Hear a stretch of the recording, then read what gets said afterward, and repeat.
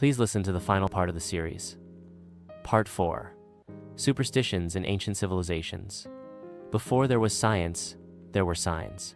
Before there was physics, there were omens. And before there was psychology, there were spirits. In the ancient world, superstition was not a fringe belief. It was the operating system of the universe, the language through which the gods spoke to mortals, and the armor that humanity wore to face the chaos of life. Let's begin our journey in Mesopotamia, in Babylon, where superstition was not just a personal habit, but national policy. The Babylonians believed the universe was an intricately operated machine controlled by the gods, and any little hiccup in the sky, a strange cloud, a blood moon, a comet's tail, meant something was wrong. These were not interesting astronomical events. They were warnings, curses, or sometimes divine irritation. To decode these messages, they developed a vast system of divination. Chief among these methods was celestial omen reading. Enormous compendiums like the Enuma Anu Enlil cataloged thousands of sky-based signs. It didn't just say, there will be an eclipse. It said, if the moon is dark on the 14th day and Mars is red in the east, the king of Akkad will be slain. Very specific and very stressful.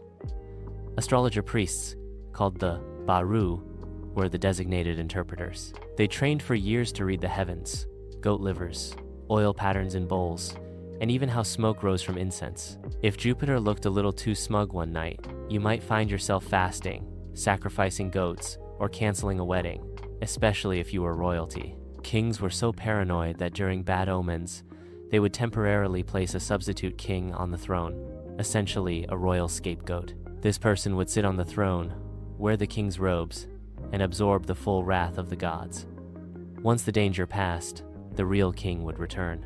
As for the substitute, well, let's just say he didn't get a pension. If superstition in Babylon was about reading messages from the outside, in Egypt, it was about creating a defense from the inside. Life was unpredictable, the afterlife even more so, and in between was a minefield of spiritual threats. The solution? Amulets. Lots of them. These were not just trinkets. Egyptian amulets were magical technology, small sacred devices believed to channel divine energy and protect the wearer from disease, accidents, demons, and especially other people's bad vibes. Every shape had a function. The Ankh brought life, the Jed pillar gave strength and stability, and the scarab offered rebirth and a protective, bug-eyed stare. Children wore fish-shaped charms to prevent drowning. Pregnant women wore images of the lion-headed goddess Sekhmet to ward off miscarriage. Even cats, the literal household gods, wore collars with protective symbols. But nowhere was superstition more supercharged than in the tombs. The afterlife was dangerous, filled with serpents, decapitating demons, and crocodile-headed soul eaters. So the dead were buried with amulets stitched into their linen wrappings, placed over specific organs, and embedded in their coffins. The most famous was the Eye of Horus, or Wedjat, believed to heal, restore, and protect both body and soul. Of course, where there's protection, there are threats. The Egyptians feared the spoken and written curse. Tomb curses were real, inscribed in bold warnings. As for anyone who disturbs this tomb, the crocodile shall be against him, the hippopotamus shall be against him, the scorpion shall be against him. Not subtle. They were meant to scare grave robbers and keep the soul, the Ka, undisturbed. Superstition in Egypt was not about helplessness. It was a proactive strategy. The ancient Greeks gave us philosophy and democracy, but they also gave us the superstition of spitting 3 times to ward off evil. Yes, that very civilized society was also absolutely convinced that fate could be tricked, gods could be annoyed by compliments, and saying someone's name at the wrong time might get you haunted. Take names, for example. The Greeks believed that speaking the name of a dead person, especially someone who died tragically, could summon their restless spirit. To avoid this, they often referred to the deceased indirectly as that unfortunate one. Then there was the infamous belief in the evil eye. If someone praised your child for being healthy or beautiful, it wasn't seen as a compliment. It was a potential curse. The gods didn't like arrogance, and fortune attracted jealousy.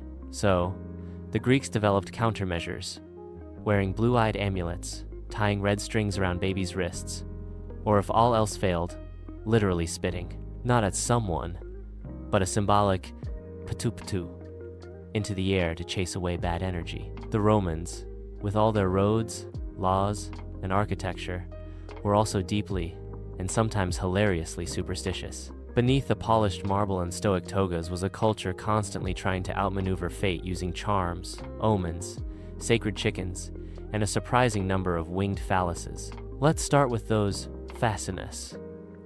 Shaped like male genitals, often with wings, sometimes with bells, these were not jokes. They were protective symbols. The Romans believed the phallus had the power to ward off the malocchio, the evil eye, and ensure good luck, fertility, and general success. You'd find them carved into walls, worn as jewelry, and even dangling from children's necklaces. Superstition was woven into daily life. If you sneezed, someone would immediately say, "Salve," not to be polite, but to prevent your soul from escaping your body. Interpreting the behavior of birds, or augury, played a crucial role in Roman politics. Religious officials trained in bird watching determined whether the gods approved of a decision. Want to declare war or open a new temple? First, release the sacred chickens and see if they eat. If they refused their grain, that was a very bad sign. In one notorious case, a Roman commander impatiently threw the chickens overboard when they wouldn't eat. He lost the battle, naturally. In ancient China, superstition was less a fringe paranoia and more a daily operating system.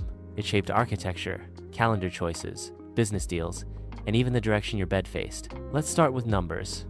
The Chinese language is full of homophones, which made certain numbers either lucky or cursed. The number 8, ba, which sounds like fa, wealth, was considered extremely lucky. The number 4, si, however, sounded dangerously close to the word for death. Because of this, entire buildings were constructed without a fourth floor.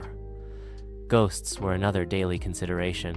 It was believed that on certain dates, like the Ghost Festival during the 7th lunar month, the gates of the underworld opened and restless spirits wandered free. During this time, people burned paper offerings, replica money, clothes, even house dough, appease the dead. Superstition was also built into the architecture. Feng shui, literally, wind and water, governed the placement of buildings, doors, furniture, and tombs. A poorly positioned home could disrupt the cosmic energy and bring illness, failure, or worse, a haunting. The Vikings, known for sailing and raiding, were also deeply superstitious. They lived in a world where fate, gods, and things that went bump in the forest were all taken very seriously. Let's start with runes. More than just a writing system, runes were believed to carry magical power. A single symbol carved into wood, stone, or bone could bring luck, offer protection, or invoke a curse. Norse society was also obsessed with fate, which was controlled by the Norns, 3 mysterious beings who wove the destinies of men and gods. Trying to defy fate was not just foolish, it was dangerous. Then came the dead, or more specifically, the Draugr. These were not your polite rest in peace kind of spirits. Draugr were undead warriors, often vengeful, jealous, and horribly smelly. If a man had been particularly greedy or cruel in life, he might rise from his burial mound to harass the living. Preventing this required serious superstition, weapons placed incorrectly in the grave, binding spells, and sometimes even staking the corpse through the chest. In ancient India, superstition was part of the fabric of everyday life. Let's begin with the drishti dosha, the evil eye. The idea that someone's gaze, powered by envy or admiration, could cause real harm was widely believed. To protect babies, parents would smear a tiny black dot on the child's cheek or forehead to distract or repel the malevolent gaze. Curses, or shrap, were also taken very seriously. The epic tales of India, the Mahabharata and Ramayana, are practically fueled by curses. A rejected sage could curse a king. A spurned goddess could curse an entire dynasty. In ancient African cultures, superstition wasn't a side note. It was the headline. At the heart of many African superstitions was ancestor reverence. Ancestors were not just remembered. They were active participants in family life. If crops failed or a child fell ill, it could mean the ancestors were displeased or that someone had used juju, a form of magical force or sorcery, against you. The remedy was to consult a spiritual specialist, offer libations at the family shrine, or wear a protective charm, like a gree-gree in West Africa. Across the ancient world, from Babylon's ominous skies to Egypt's gilded amulets, from Chinese feng shui to Norse runes carved in panic, superstition was not merely folklore. It was humanity's attempt to impose meaning, order, and protection in a world that often offered none. Superstition gave people something to do when the unthinkable happened. It offered rituals for grief, practices for protection, and small daily gestures like knocking on wood or whispering charms that gave people a sense of control, however fleeting. Even today, we carry echoes of these beliefs. In the end, for them, superstition wasn't ignorance, it was armor. So whether you lit incense for your ancestors, nailed a horseshoe over your door, or spat 3 times to confuse a ghost, you weren't being silly. You were participating in one of humanity's oldest survival strategies, hoping, fearing, and trying to reason with the unseen. The series Ancient Civilizations ends here. Remember to subscribe to the channel to listen to the next commentary. Thank you. Video Deep Research. Canvas.